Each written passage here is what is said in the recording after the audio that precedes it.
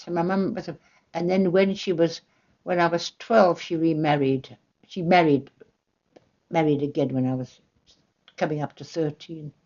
When she came to the convent school to announce that she was getting married to this chap called Philip, she said, next time I come, I'm going to bring him. So he came to the convent school to see us. And Pauline said, I cried all the time. I can't remember.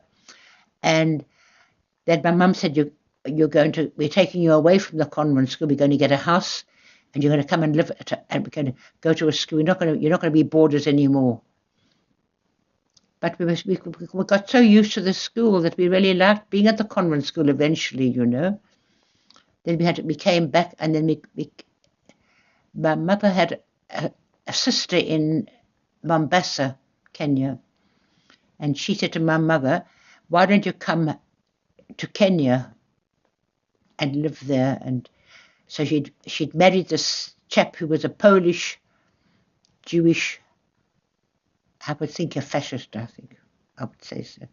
He was a plumber. She said, oh, don't worry, Philip can get a job up in Mombasa. But he went, so we all went, after the convent school, we all went with my mother and her husband up to Mombasa. And I went to another convent school in Mombasa.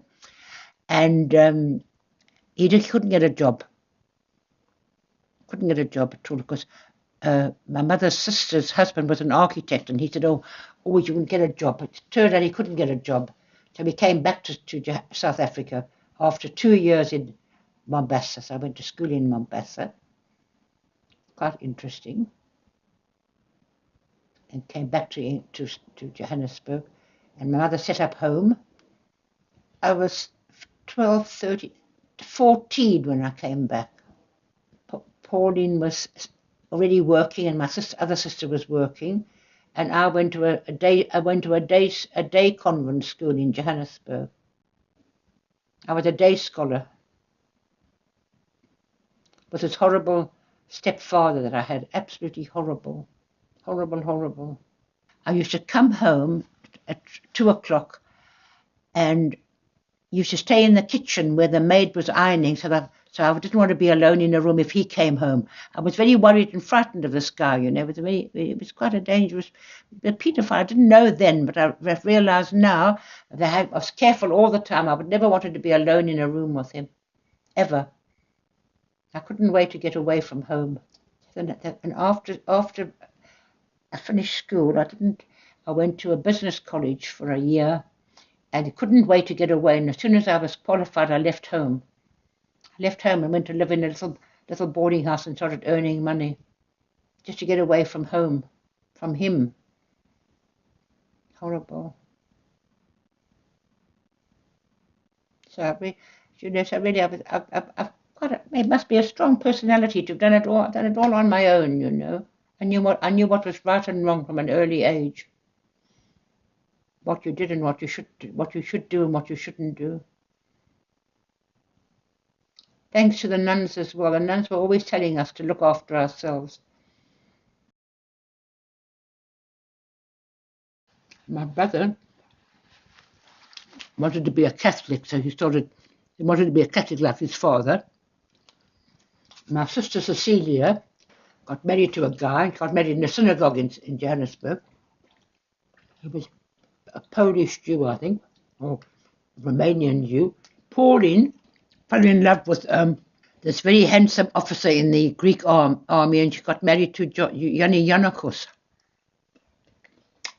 She went to live in the Middle East. I introduced her to her husband. I was a member of the Johannesburg Hiking Club. Before I met Vera, this guy joined the Johannesburg Hiking Club. This officer from the Greek army, very handsome man. And he was quite political, Yanni. And I used to, when the Soviet Union came into the war, we had the friend of the FSU called the Friend of the Soviet Union, and I used to take him to my meetings.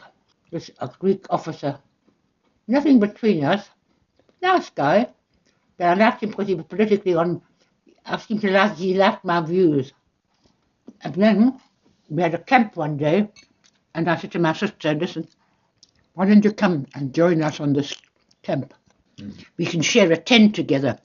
So my sister came, and she met this guy, and they fell in love, and that's when, so they fell in love. So I introduced him to her, and they got married.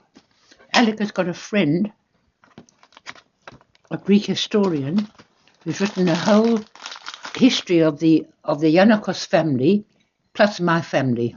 It's going to be published in English. Maybe we ought to get the book when it comes out. Trying to find out about my father. Nobody knows about my father. What happened to him? He was, I think, he came from a Catholic family from they were from German background, hey? Lots of Germans fled the country, anti-Catholic. Do you remember that period long ago, 18 something?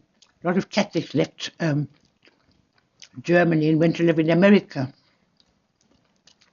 The Trubig family went to New York, and they were quite religious. I think they were fanatics, actually, fanatic Catholics. And I think he left home. They wanted him to join the church and the monastery. Didn't want it, so he left home. My father, apparently, he went and joined the Canadian Mounties, and then this historian who's written about the Yanakos family was trying to find out about him when he came to South Africa. I don't know. However, interesting.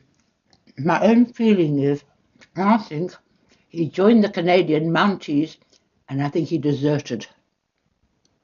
Because this historian has got no record of him entering the country, but she has a record of him going back to America. Anyhow, my mother was married before. When she was quite young, she was married. Those days people married their daughters or found a good husband. She married this man who had a coffee plantation in the Belgian Congo, and he was much older than my mother.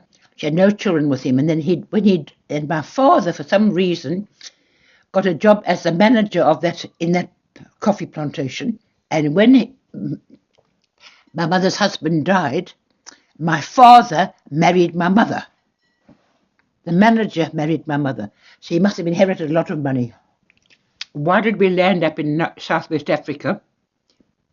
The reason was, in 1920-something, after the First World War, the government offered a white land to any white person could have free land. A lot of free land was going in Southwest Africa. So what do you think? My father took advantage of it. He was a colonialist, wasn't he? Can you imagine, Tamesh? Land was given to whites, pinched the land from the Africans and gave it to the whites. Free land. So wherever you wanted land, just get it free. Can you believe it? That's my background.